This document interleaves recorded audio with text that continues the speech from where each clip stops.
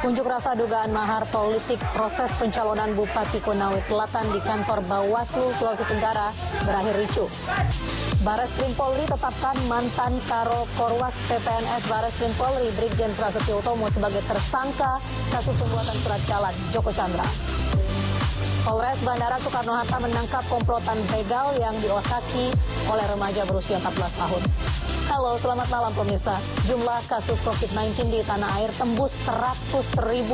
Sementara itu, Satgas COVID-19 akan memanggil musisi asal Bali dan warga Bali terkait aksi tolak rapid test yang digaungkan di Bali.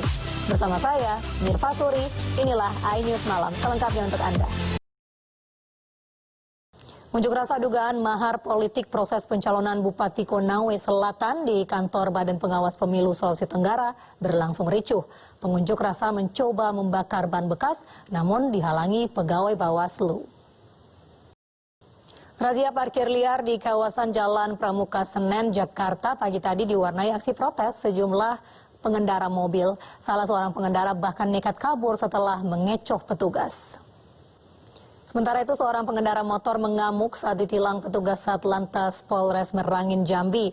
Pengendara ditilang lantaran tidak menggunakan helm dan juga tidak memiliki SIM. Jembatan Tombulilato di Kabupaten Bone Bolango, Gorontalo ambruk akibat tergerus arus sungai yang meluap. Akibatnya jalur Trans Sulawesi yang menghubungkan Provinsi Gorontalo dan Provinsi Sulawesi Utara putus. Pemirsa, penyegelan puluhan ruko di Tegal, Jawa Tengah diwarnai aksi protes penghuni ruko. Penyegelan terkait hak guna bangunan yang sudah berakhir sejak tahun 2012 silam. Bakal calon wali kota Surakarta, Gibran Raka Buming Raka dinyatakan negatif COVID-19. Kami hadirkan informasinya sesaat lagi. Pemirsa, bakal calon wali kota Surakarta Gibran Raka Buming Raka dinyatakan negatif COVID-19. Hasil itu diketahui setelah Gibran menjalani swab test pada Jumat lalu.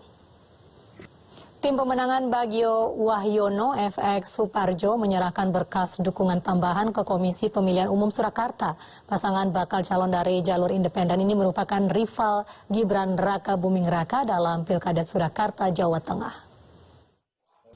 Sinyal PDI Perjuangan akan mengusung Bobi Nasution dalam kontestasi Pilkada Kota Medan semakin menguat. Sementara itu, bakal calon petahana Akhyar Nasution memilih berpindah partai setelah tidak mendapat rekomendasi dari PDIP.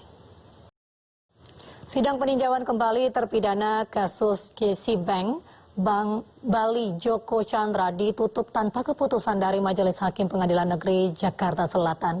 Di akhir persidangan, jaksa menolak untuk menandatangani klausul berita acara persidangan sebagai kesimpulan akhir persidangan.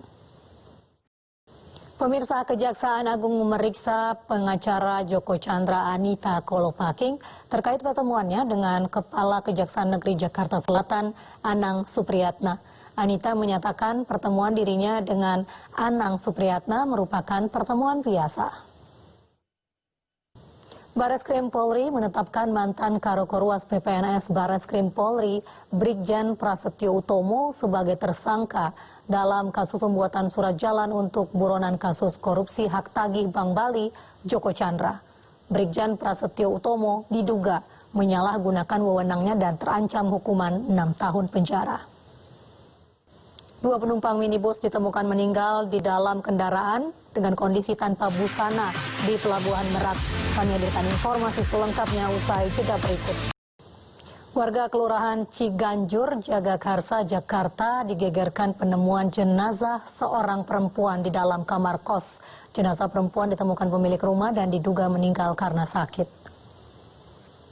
2 penumpang minibus ditemukan meninggal di dalam kendaraan dengan kondisi tanpa busana di Dermaga 3 Pelabuhan Merak, Banten. Diduga keduanya meninggal akibat keracunan gas karbon dioksida saat berada di dalam mobil dalam perjalanan dari Pelabuhan Bakauheni Lampung menuju Pelabuhan Merak.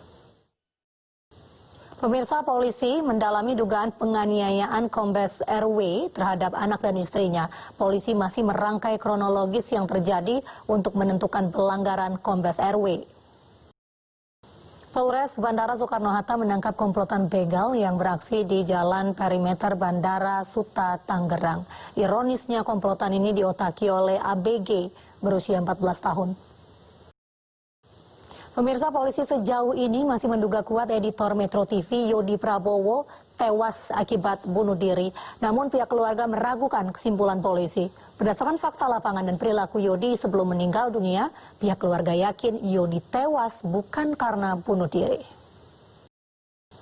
20 ekor sapi yang baru turun dari kapal di Pelabuhan Merak, Banten mengamuk dan kabur. Kami hadirkan informasi selengkapnya sesaat lagi. 20 ekor sapi yang baru turun dari kapal di Pelabuhan Merak, Banten mengamuk dan kabur hingga ke permukiman. Akibatnya rumah warga rusak dan 6 orang terluka. Sejumlah trotoar di Jakarta mendadak berubah menjadi pasar hewan jelang Idul Adha. Meski hanya sementara, alih fungsi trotoar sebagai lokasi perdagangan hewan kurban menghalangi para pejalan kaki.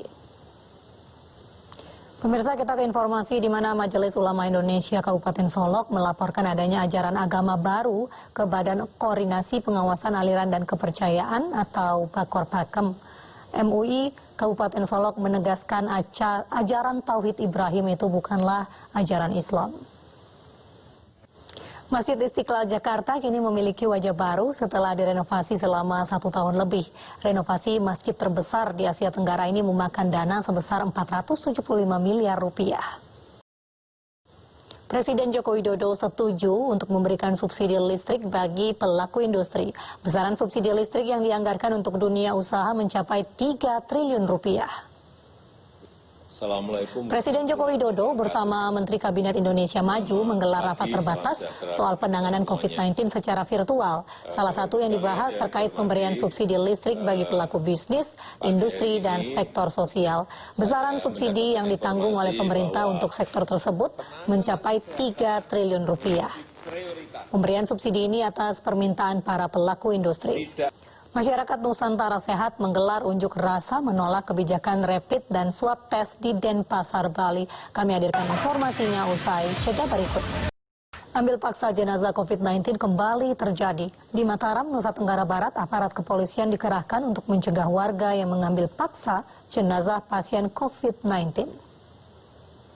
PT Kereta Api Indonesia membuka layanan rapid test seharga Rp85.000 di sejumlah stasiun di Pulau Jawa. Rapid test khusus untuk penumpang kereta api jarak jauh.